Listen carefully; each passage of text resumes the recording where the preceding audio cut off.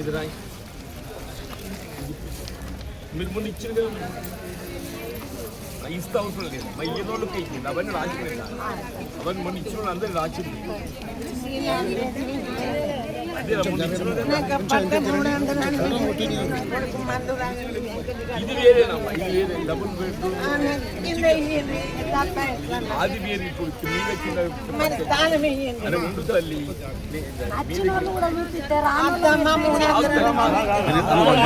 అయ్యో జరుగు జల్దీ ఇచ్చిన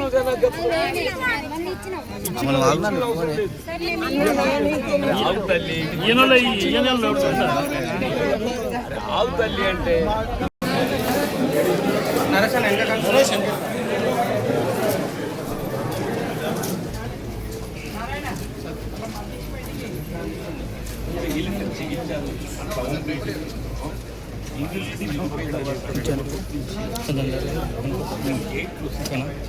నాలుగు వేల మంది దళితులను గుర్తించి 4,000 ఇళ్ల నిర్మాణం కొరకు ప్రభుత్వ స్థలం అందుబాటులో ఉన్నదాన్ని తోడు అదనంగా దాదాపుగా 150 ఎకర్స్ చెప్పి ల్యాండ్ అక్వైర్ చేసి 4,000 లక్షలకి చెప్పి లేఅవుట్ చేసి ఇంద్రమ్మ గురించి కూడా పక్కన తిన్నాను ఇది పెట్టి then it was founding was also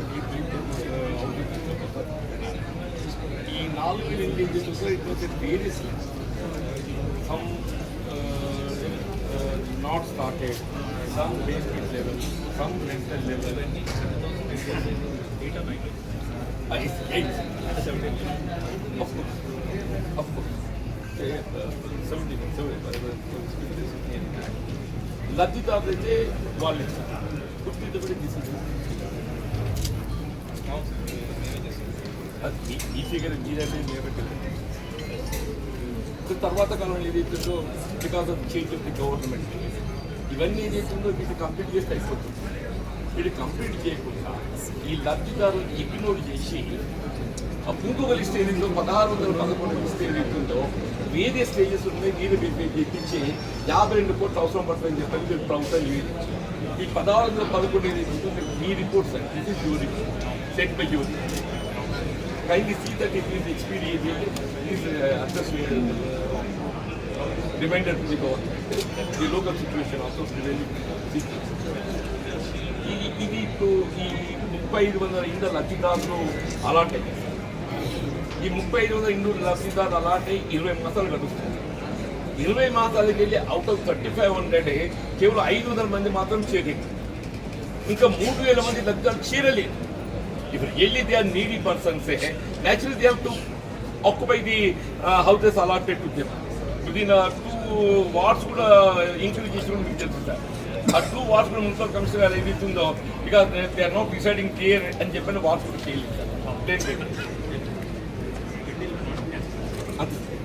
Occupy chesukoni deadline పెట్టారు 50 for something independent. ఇప్పుడు వాళ్ళకు విద్య వైద్యం ప్రాథమిక మండలం మెయిన్ భావిస్తారు కదా సార్ ఆ విద్యా వైద్యానికి సంబంధించి మనకు వెకెంట్ బ్లాక్స్ ఉంది ఆ వెకెంట్ బ్లాక్స్లో at least UPS upper primary school and ఒక బస్తీ దవాఖానా ప్రార్థనా మందిరాలకి ఏదైతే 3 ప్రధానమైనటువంటి ఒక మతాలు హిందూ క్రిస్టియన్ తలా ఒక ఎకరం ఐడెంటిఫైడ్ ప్లేసెస్ ఇచ్చేయగలిగినట్టయితే వాళ్ళు ప్రార్థనా మందిరాలు కట్టుకుంటే వాళ్ళు పర్మనెంట్ అయిపోతుంది. ఇది 3 సపరేట్ సారీ ఫర్ ఆనాడు కాంగ్రెస్ ప్రభుత్వం ఏదైతున్నదో ఇల్లు లేని నిరుపేద వర్గాల వారికి అందరికీ కూడా ఇందిరమ్మ గృహ నిర్మాణ కార్యక్రమంలో భాగంగా అందరికీ గృహ నిర్మాణ కార్యక్రమం మంజూరు చేయాలనే ఒక భావన సంకల్పంతో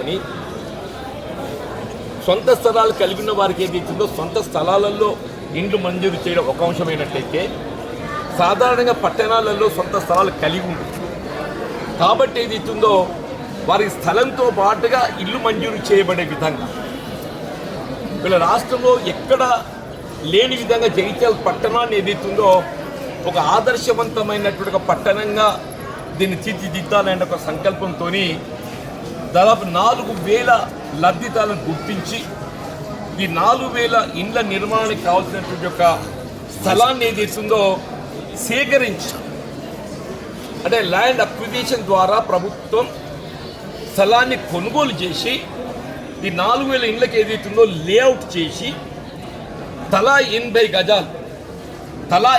గజాలు వారు కేటాయింపు చేసే లేఅవుట్ ద్వారా ఇండ్లు కూడా మంజూరు చేయడం జరిగింది. ఆ ఇండ్లన్నీ కూడా నిర్మాణ దశలో ఉండగా కొన్ని ఏదైతుందో బేస్మెంట్ లెవెల్కి వచ్చినాయి, కొన్ని లెంటల్ లెవెల్కి వచ్చినాయి, కొన్ని రూఫ్ లెవెల్కి వచ్చినాయి, కొన్ని నిర్మాణం ఆరంభంలో ఉన్నాయి. ఈ 4,000 లబ్ధిదారులు ఏదైతుందో అప్పటి ప్రభుత్వం వాళ్ళు నిరుపేద వర్గాలుగా గుర్తించి లబ్ధిదారులు ఎంపిక చేయడం జరిగింది. ఎంపిక ప్రక్రియ అనేది మనకు ప్రధానమని చెప్పంటున్నాం. ఈ 4,000 ఇండ్లకు సంబంధించి this is the list made out by them.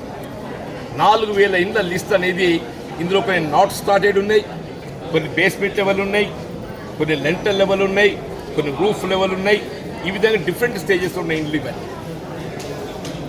తర్వాత 2009 తదుపరి తెలంగాణ ఉద్యమం తీవ్రతరం కావటం, ఆ ఉద్యమ సమయంలో ఏదైతుందో మరి వాస్తవంగా ప్రభుత్వం దృష్టి కేంద్రీకరిస్తే నిర్మాణం పూర్తి అయిపోతుంది.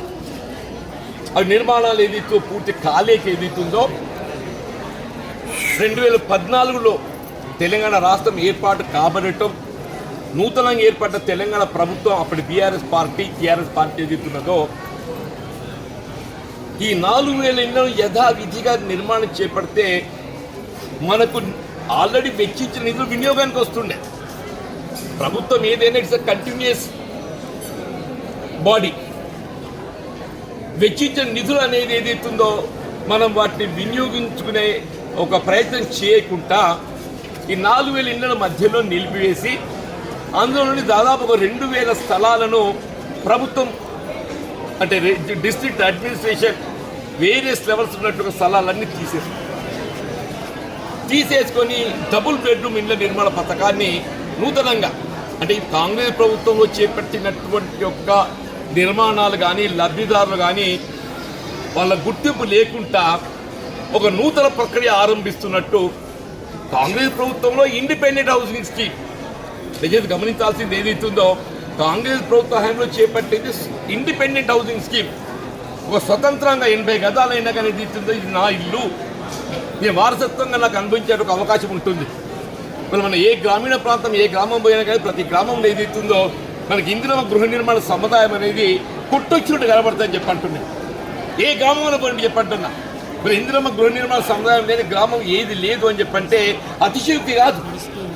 ఆ విధంగా 4,000 ఇండ్లు జగిత్యాల పట్టణ సభ ఈ విధంగా టిఆర్ నగర్ రూపొందించబడ్డదో ఇది మరొక టిఆర్ నగర్ అనుకోండి. ఈ నూకపల్లి అర్బన్ హౌసింగ్ కాలనీ మనకు గోచరిస్తుంది.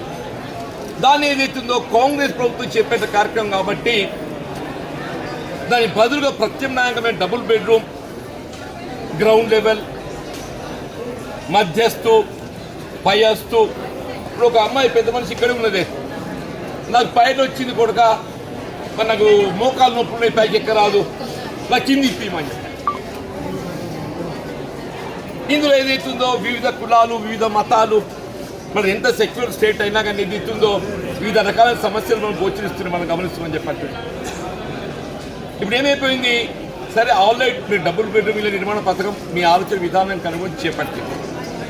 అందులో ఏదైతుందో ఏ 2,000 స్థలాలు కోల్పోయిన పాపం వీళ్ళందరూ వాళ్ళేనా.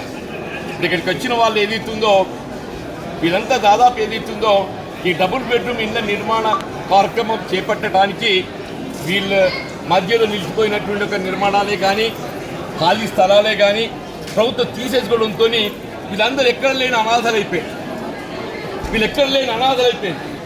కొత్త ఇంట్లో చేరినప్పుడు ఏదైతుందో మొత్తం ఏదైతుందో ఒకే మనకు అన్ని సౌకర్యాలు అనుకూరే. మనం చేరిన తర్వాత ఒక్కొక్క సౌకర్యాన్ని ఏర్పాటు చేసుకుంటాం.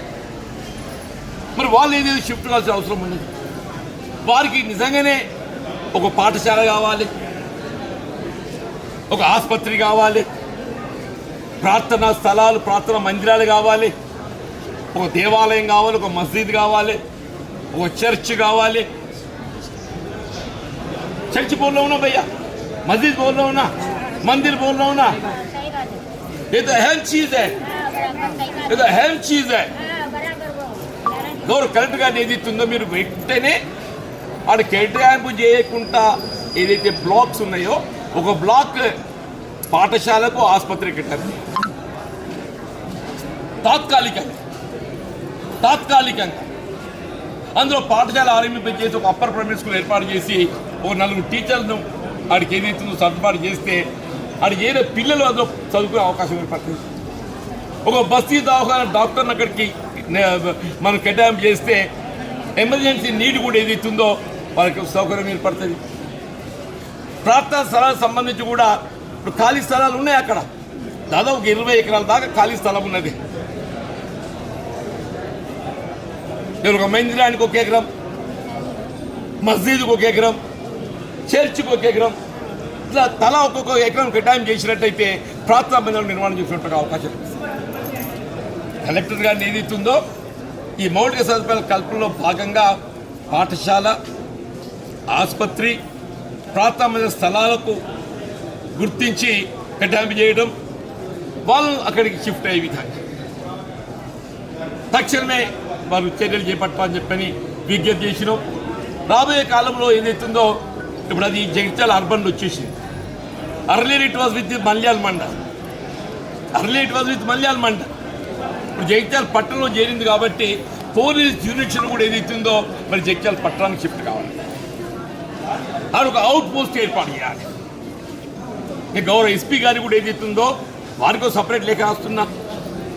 నూకపల్లి అర్బన్ హౌసింగ్ కాలనీలో ఏదైతుందో ఒక పోలీస్ అవుట్ పోస్ట్ ఏదైతుందో జగిత్యాల టౌన్ పరిధిలో ఏర్పాటు చేస్తే భవిష్యత్తులో శాంతి భద్రత సమస్య తలెత్తకుండా ఉంటుందని చెప్పి ఈ 2000 ఏదైతుందో పాపం వాళ్ళకు స్థలం లేదు, నిర్మాణం చేసుకుందామంటే వాళ్ళు మొత్తం డబుల్ బెడ్రూమ్ ఇళ్ళ నిర్మాణానికి అప్పుడు ఏదైతుందో ప్రభుత్వం తీసేసుకుంది. రెండో అంశం ఏంటంటే 1611 నిర్మాణాలు ఏదైతుందో ఇప్పటికి ఉన్నాయి. 1611 నిర్మాణాలు ఇప్పటికీ ఉన్నాయి. వేరియస్ లెవెల్లో ఉన్నాయి. కొన్ని బేస్మెంట్ లెవెల్ ఉన్నాయి, కొన్ని లెంటర్ లెవెల్ ఉన్నాయి, కొన్ని రూఫ్ లెవెల్ ఉన్నాయి. కానీ గత ప్రభుత్వం ఏదైతుందో ఆ 2000 స్థలాలు తీసేసుకొని డబుల్ బెడ్రూమ్ ఇల్లు నిర్మాణం చేపట్టబడింది. ఈ మిగిలిన 1600కి ఏదైతుందో అప్పుడు ఇల్లు నిర్మాణం పూర్తి చేయబడాలంటే ఒక 3 లక్షలు 4 లక్షలు వెచ్చిస్తే పూర్తి అయిపోతుంది. వాళ్ళకందరికీ విద్యుత్ స్తంభాలు కూడా పడ్డాయి. అప్పుడు ఆ కాలంలోనే పడ్డాయి. వీళ్ళు మన రాష్ట్రంలో కాంగ్రెస్ ప్రభుత్వం వచ్చిన తదుపరి ఏదైతుందో వీళ్ళు త్రాగునీటి సదుపాయం కొరకు ఏదైతుందో వాళ్ళు వాటర్ సప్లై కొరకు కూడా 18 కోట్లు మంజూరు చేసింది. ఈ 1600 లబ్ధిదారులకు సంబంధించి నేను గౌరవ ముఖ్యమంత్రి గారికి విజ్ఞప్తి చేస్తే ముఖ్యమంత్రి గారు ఏదైతుందో గౌరవ జిల్లా కలెక్టర్ గారి నివేదిక గౌరవ జిల్లా కలెక్టర్ గారు ఏదైతుందో ఈ 1611 లబ్ధిదారులకు సంబంధించి వారు స్వయంగా పరిశీలించి ఈ 1611 వేరే స్టేజ్లో ఉన్న ఇళ్ళని నిర్మాణం పూర్తి చేయబడటానికి ఏదైతుందో 52 కోట్లు అవసరం పడతాయి. 52 కోట్ల నిధులు వెచ్చించినట్టయితే ఈ నిర్మాణాలన్నీ పూర్తి చేయవచ్చు అని చెప్పని ప్రభుత్వం నివేదిక పూర్తి చేయడానికి ఏదైతుందో 52 కోట్లు అవసరం పడతాయని చెప్పని మన ఇదే గౌరవ జిల్లా కలెక్టర్ గారు నివేదిక పంపించారు. కానీ ప్రభుత్వం ఏదైతుందో 52 కోట్లు మంజూరు చేయడానికి కొరకు పరిశీలిస్తుంది. నేను గౌరవ ముఖ్యమంత్రి గారి దృష్టి కూడా రిపీటెడ్గా తీసుకెళ్ళినా వారు ఏదైతుందో తప్పకుండా మంజూరు చేయడం జరుగుతుందని చెప్పని అది విశ్వాసం సాధ్యమైనంత తొందరలో ఈ 1611 మధ్యలో నిలిచిపోయినటువంటి ఒక నిర్మాణాలకు సంబంధించి డీసీ కలెక్టర్ డబ్బు కూడా ఇంకో 52 కోట్లను పంపించారు.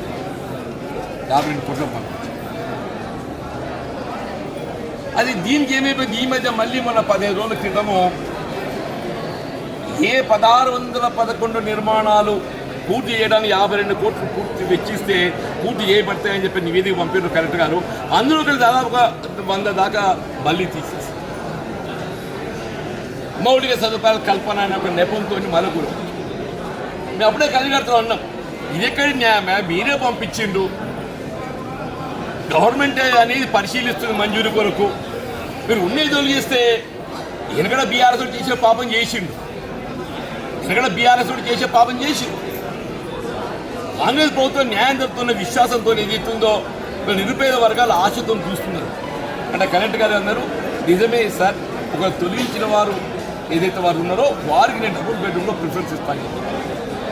ఈ 1611 ఎవరైతే తొలగించడం జరిగిందో వారికి ఏదైతే డబుల్ బెడ్రూమ్లో నేను ప్రాధాన్యత మంజూరు చేస్తాను.